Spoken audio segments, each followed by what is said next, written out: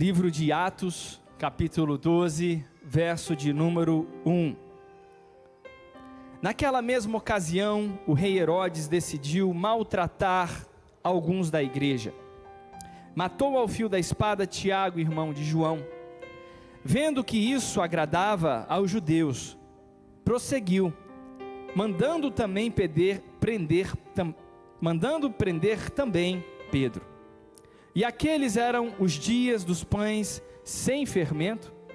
Tendo-o detido, colocou-o na prisão, entregando-o a 4 grupos de 4 soldados, cada um para o guardarem. E pretendia apresentá-lo ao povo depois da Páscoa. Pedro estava na prisão, mas a igreja orava a Deus com insistência em seu favor. Mas a igreja orava a Deus com insistência em favor de Pedro. Nós viemos de dias de jejum, de oração. Algo que nós fizemos nesses dias foi o que nós acabamos de ler. Orar a Deus com insistência contra o levante maligno, orar a Deus com insistência pela cura do enfermo, orar a Deus com insistência para que Ele possa abrir portas que sozinhos nós não podemos. Havia uma guerra espiritual, e a Bíblia é muito clara que havia um levante de Herodes, influenciado por espíritos malignos. Ele não se contentou em fazer mal a um. A palavra diz que ele estava decidido em prosseguir, atacando a igreja. E Jesus, ele foi muito claro, ele disse que o diabo veio para roubar, para matar e destruir. Quando a igreja não avança, o inferno avança. Quando a igreja estaciona, não existe vácuo espiritual. As forças malignas continuam avançando. Mas a palavra diz que a igreja nesse momento, ela se levantou em intercessão. Ela entendeu o seu papel na guerra espiritual, de clamar a Deus, de levantar a sua voz, não ficar numa situação só, se Deus quiser, vai ser assim, se Ele não quiser, não. Deus é todo poderoso e é verdade que a vontade dEle será cumprida, mas nós temos um papel ativo,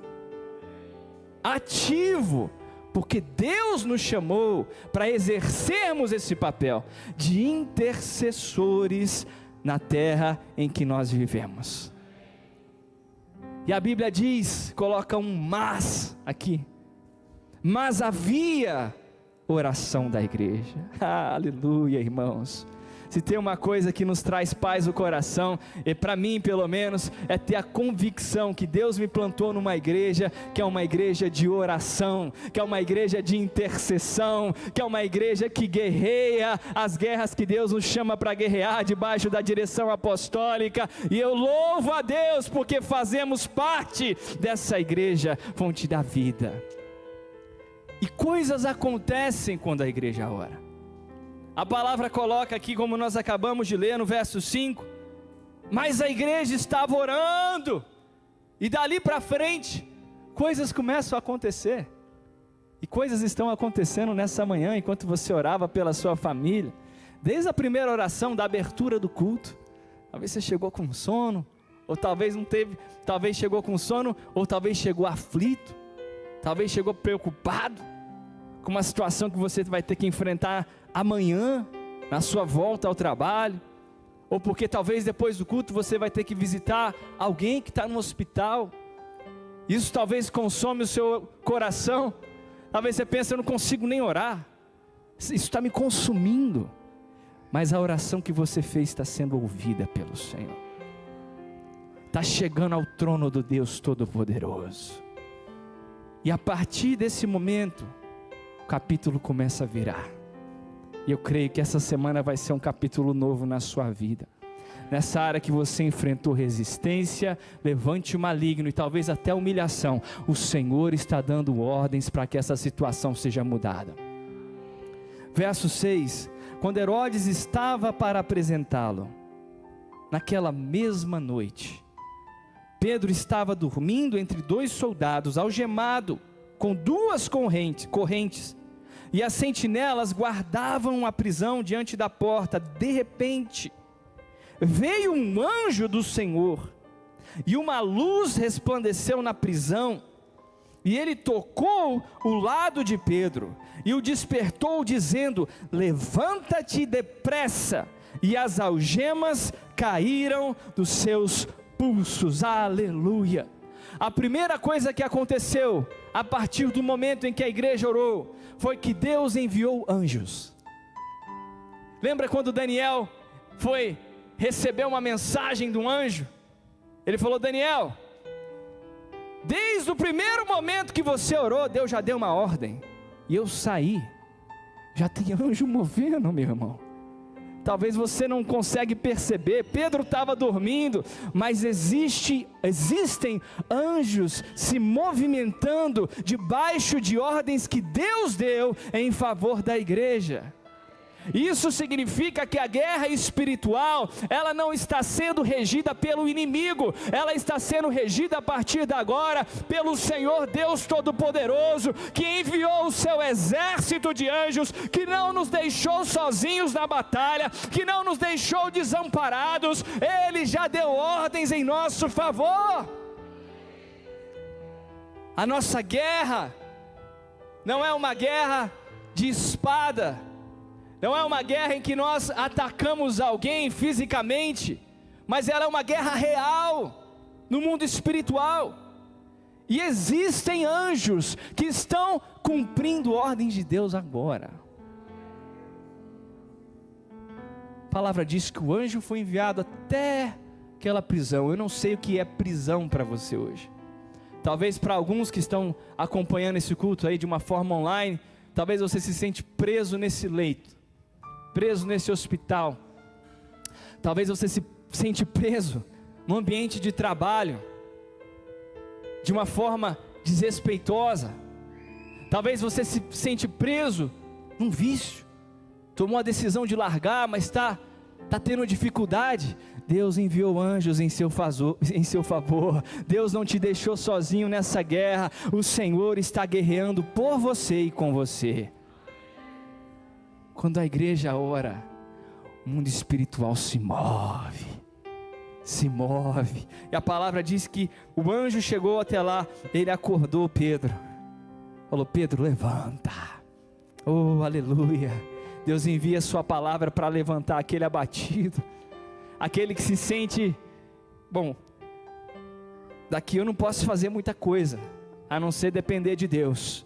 Deus fala: pois eu vim, meu filho, levanta agora. Eu sinto que a palavra de Deus para nós dessa manhã é: levanta, porque o que era algema na tua vida, eu estou quebrando, eu estou libertando cativos. É a segunda coisa que Deus fez nessa passagem, Ele começou a libertar cativos. Ah, bispo, é cativo só quem vive em pecado? Não, Pedro era apóstolo do Cordeiro, mas estava vivendo um momento de prisão e de cativeiros. Se você está em prisão, não se sinta pior do que os outros. Você é filho de Deus, lavado pelo sangue de Jesus. Você é guerreiro de Deus. Você pode perfeitamente estar no centro da vontade de Deus, debaixo de um cativeiro, mas Ele não vai te deixar ali, porque Ele vai quebrar as algemas que hoje te prendem. Aleluia! Aleluia! Ele é poderoso para quebrar algemas do pecado, sim, através da decisão do arrependimento. Eu me volto para Jesus e creio no sacrifício dele. Mas existem algemas que não são consequências do pecado, são consequências de vivermos uma guerra. Bispo Arrúbia colocou recentemente na sua rede social que quando você quer correr uma maratona, você fala: Deus, eu quero vencer essa maratona. Primeira coisa que Ele te dá não é um troféu, é um par de tênis. Você quer correr a maratona? Então põe o seu tênis e corre. Você quer vencer alguma coisa na vida? Meu filho, eu não vou te dar o troféu. Primeiro eu vou te dar um par de tênis, mas eu vou correr junto com você. E se tiver alguma pedra no teu caminho, eu vou tirar. E se eu deixei e você caiu, é porque a minha graça vai se manifestar e eu vou te levantar, e você vai correr e vai vencer, porque eu sou Deus que caminha contigo em todo o tempo. Aleluia! Quando a igreja ora, Deus dá ordem a anjos. Quando a igreja ora, Deus liberta cativos. Deus liberta cativos. Que você saia dessa manhã, que você saia desse culto, liberto no seu interior. Nós não temos poder sobre todas as coisas. Aliás, temos poder sobre poucas coisas que acontecem ao nosso redor. Eu não tenho poder sobre o que vão falar de mim. Eu não tenho poder sobre o que vão pensar de mim. Eu não tenho poder sobre as coisas que acontecem do meu lado. Não tenho poder. Mas eu tenho poder, pelo Espírito Santo de Deus, de administrar os meus sentimentos e de selecionar os meus pensamentos, para que eu viva de uma forma livre, desprendida. Eu não sou refém do que falaram de mim, eu não sou refém do que o diabo tenta fazer comigo. Eu sou nova criatura, lavado pelo sangue de Jesus, mais que vencedor, herdeiro com Cristo, porque isso é o que a palavra de Deus diz a meu respeito. Sou livre, eu sou livre. Jesus me libertou. Você é livre. Você pode sair daqui hoje livre. E não é dependendo do que A ou B vai fazer por você. É simplesmente crendo no que Ele disse ao seu respeito. Jesus enviou o seu anjo. Jesus quebrou aquelas algemas, como nós acabamos de ler. E o verso 8 diz: e o anjo ainda lhe disse: coloca as tuas roupas, calça as sandálias. E ele assim fez. E disse-lhe: põe a tua capa e segue-me. Ao sair, Pedro o seguiu, sem compreender o que estava acontecendo.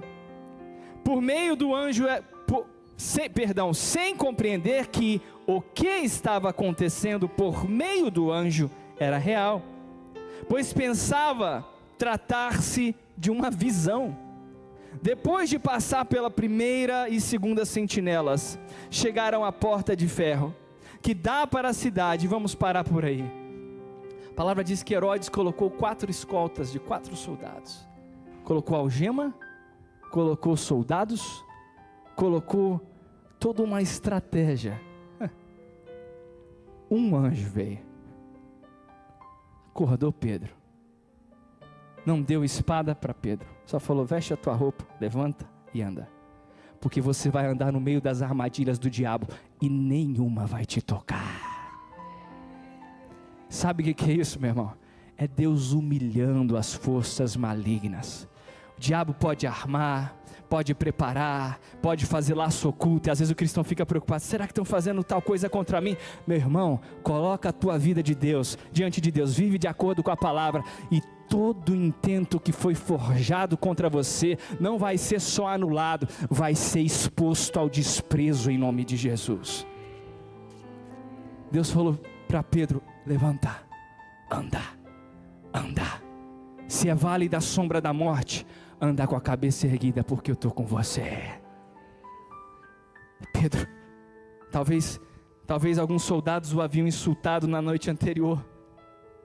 Pedro estava dormindo, passou tranquilo, olhou para o outro lado, o outro estava dormindo, olhou para a espada que queriam usar contra ele, estava anulada. Deus anulou o poder maligno. Tem um salmo que é muito poderoso.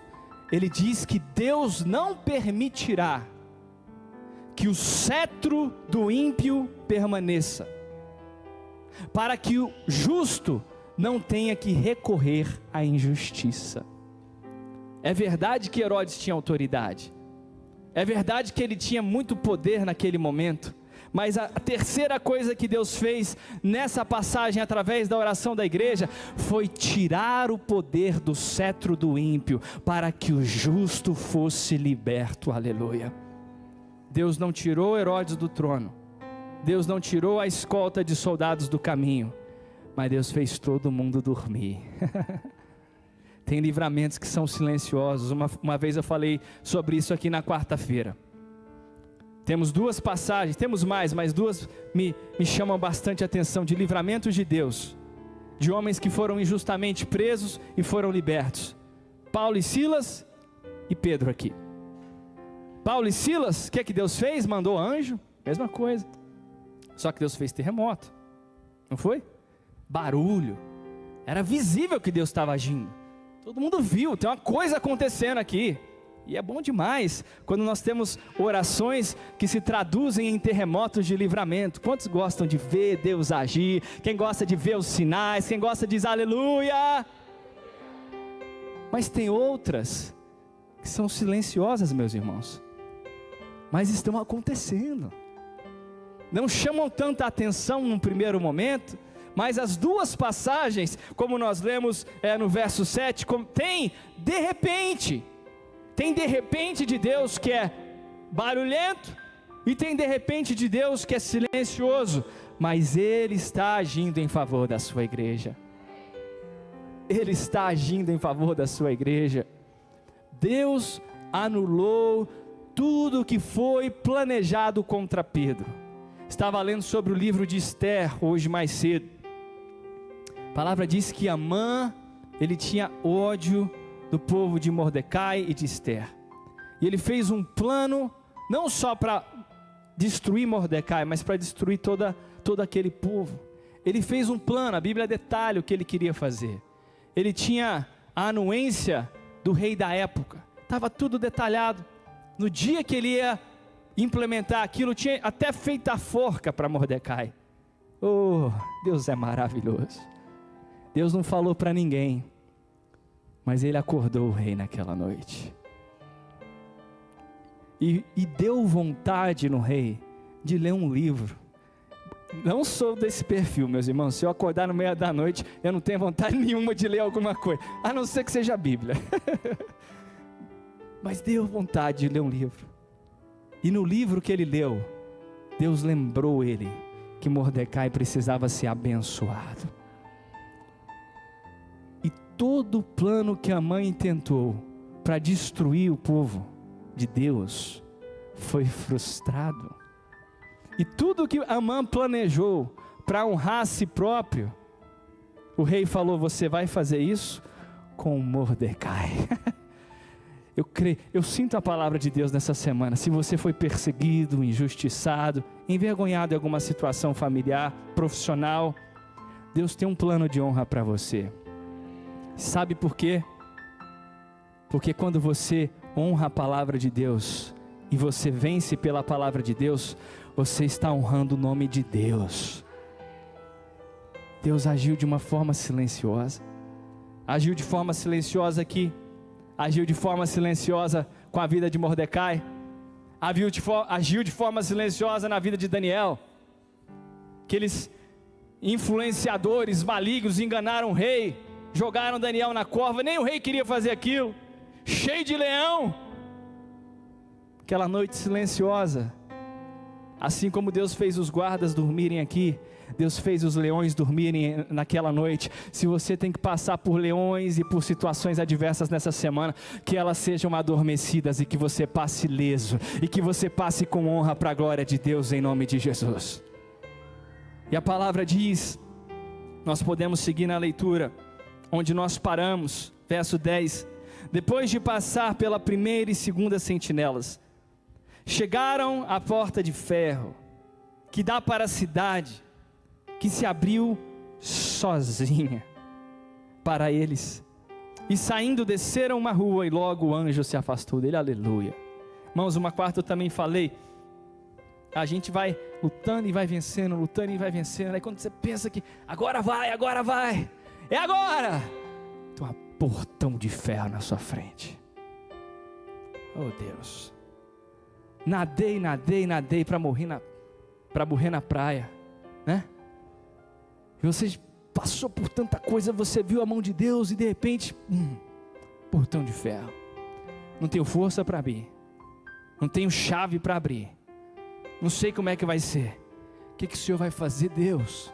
Quem que vai abrir essa porta para mim? Senhor, de onde vai vir uma força extraordinária, Deus? Talvez quando Pedro ainda estava pensando, o portão começou a abrir. Você pergunta, tem alguém do outro lado? Não tem. Tem alguém apertando o botão? Não tem. Que chave é essa que estão usando para abrir esse portão? Não sei. Mas Deus está abrindo o caminho no meio do impossível. Deus está abrindo o caminho no meio do impossível. Através da oração da igreja, Deus abre portas que eram impossíveis de serem abertas, e Ele abre sem ajuda de ninguém, porque a glória é dEle, a glória é dEle, a glória é dEle. Eu quero te convidar a dar a glória a Ele, porque tem portas de ferro se abrindo nessa manhã, em nome de Jesus. Eu não sei quanto a você, mas eu posso testemunhar que na minha vida já pisei em lugares e alcancei coisas que só alcancei e pisei ali, porque a mão de Deus abriu portas que eu não poderia abrir sozinho. É a mão de Deus, através da oração da igreja. Da oração da igreja. A igreja orando e a porta se abrindo. Eu creio que Deus está abrindo portas profissionais nessa semana para você. Eu creio, meu irmão. Ah, bispo, a gente pode pedir sobre dinheiro? Vai pedir o que, irmão? Vai pedir miséria? Fala comigo, sai para lá, miséria, em nome de Jesus. Deus te deu capacidade, Deus te deu inteligência, Deus te deu oportunidades, Deus te deu talentos. Vamos usar isso aí, porque Deus vai abençoar. Eu creio que nessa semana portas ministeriais estão se abrindo para você, para que você possa alcançar a sua família, sendo um sacerdote ali no seu lar. Talvez vai ter um evento familiar, que corações que talvez nunca se abriram para Jesus vão falar, você pode fazer uma oração e ler um versículo para a gente? Não diminui esse momento não, meu irmão, porque esse é um momento de luz para aquelas pessoas. Que seja um versículo, a palavra de Deus é poder. Portas que se abrem, portas que se abrem. Não sei como foi, não tenho explicação, mas Deus abriu a porta. Deus abriu a porta. Pedro vai para a casa da igreja que estava orando. Não vou ler, mas já estamos quase encerrando. Chega lá, ele bate na porta. Essa é uma das passagens favoritas da Bíblia para mim. Quem vem quarta já deve ter ouvido pregar sobre ela algumas vezes. Ele bate na porta da casa. Rode, vai lá, abre a janela. É Pedro. Não pode ser. É o anjo de Pedro. A igreja primitiva vivia num nível, né? Que eles era tão normal ver anjo, coisa acontecer. Não, é o anjo de Pedro, porque Pedro está preso, deve ser o anjo de Pedro. Não, é o Pedro mesmo, aleluia. Em vez de abrir a porta, ela foi contar para todo mundo, deixou Pedro de fora lá. Né? Tem bênção que está batendo na sua porta, mas porque você não acredita, ela ainda não entrou. Fala para o seu irmão, abre a porta, meu irmão. É Deus te abençoando. Será que eu entro nessa oportunidade? É grande demais para mim. É mesmo, irmão, mas Deus é contigo, então entra. Quando Deus está batendo na porta com a resposta, dá espaço para incredulidade não. Abre a porta, abre a porta. É resposta de Deus, é bênção de Deus. Pedro entrou naquela casa e eu acho que você pode imaginar como é que aquela noite foi feliz e avivada. Quando ele contou os detalhes do que aconteceu. Se você tem um testemunho para contar, conta com detalhes do que Deus fez, não do que o diabo queria fazer. A igreja foi edificada, fortalecida, aquela igreja que orou. Terminou aquela mesma noite de aflição com a resposta junto dela, com um testemunho poderoso sobre o qual nós falamos até hoje, para dar glórias ao nome do Senhor. Amém, aleluia. Quero convidar você a ficar de pé, por favor. Aleluia. Quando a igreja ora, o mundo espiritual se move, cativos são libertos, Deus anula o poder do cetro maligno, para que o justo não tenha que recorrer à injustiça. E Deus abre portas que eram intransponíveis. Eu creio que nessa manhã Deus está abrindo portas de fé. E assim como Moisés um dia estava diante daquele mar, mesma situação de Pedro, né? Atrás, um exército furioso para destruí-lo. Atrás de Pedro, os guardas estavam dormindo, mas se acorda ali, meu irmão, só graça. Na frente, um mar, ou uma porta de ferro. Inventaram portão automático, mas eu nunca vi mar automático se abrir. Tem coisa que é só Deus mesmo. Tem coisa que o homem inventa porque se inspirou, Deus fez isso, vou tentar fazer aqui com a sabedoria dele. Mas tem coisa que vai ficar só a assinatura de Deus. Você já foi curado de alguma enfermidade?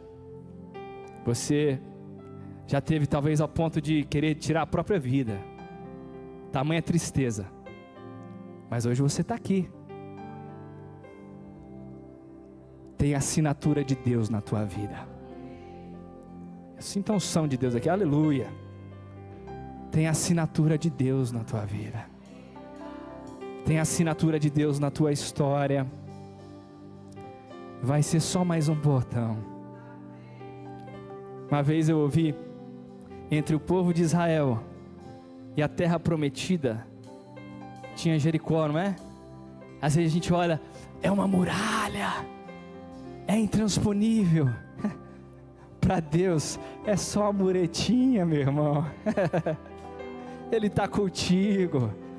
Eu sei que pode parecer algo muito difícil hoje, e não quero diminuir o peso que isso traz para você, mas eu quero te lembrar que para o teu Deus a perspectiva é outra. Tem a assinatura de Deus na tua vida, na tua família. Levanta as suas mãos, por favor.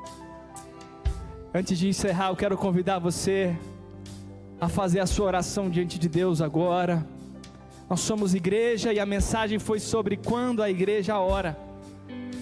Que possamos fazer o que aquela igreja fez. Nessa manhã, ore, ore, ore. Ore com autoridade. Ore com ousadia. Ore por esse filho. Ore pela sua família. Ore por essa afronta que você está enfrentando, para que ela seja desfeita. Ore, meu irmão, levanta a sua voz. Levanta a sua voz, levanta a sua voz. Ore pelo Brasil. Ore pelas decisões que estão sendo tomadas hoje. Vamos orar, levante a sua voz. Levante a sua voz, porque tem poder. O diabo quer falar que você é fraco e que as suas palavras não passam desse teto, mas o Espírito Santo de Deus te lembra nessa manhã que Ele te levantou como intercessor, um valente de oração. Pai, nós intercedemos pelos que têm câncer nesse momento, intercedemos por aqueles que estão acamados, intercedemos por aqueles que estão deprimidos, intercedemos por aqueles que estão endividados, intercedemos por aqueles que estão injustamente, meu Pai, passando por situações tão difíceis. Oh Deus, que acorda durante a noite, oh Deus, que age com barulho e no silêncio. Deus, nós te clamamos nessa manhã, age em favor da tua igreja, traz libertação, traz milagres, traz vitória, Senhor, porque o Senhor não conhece a derrota. Declaramos uma semana de vitórias, de paz, em nome do Senhor Jesus, amém.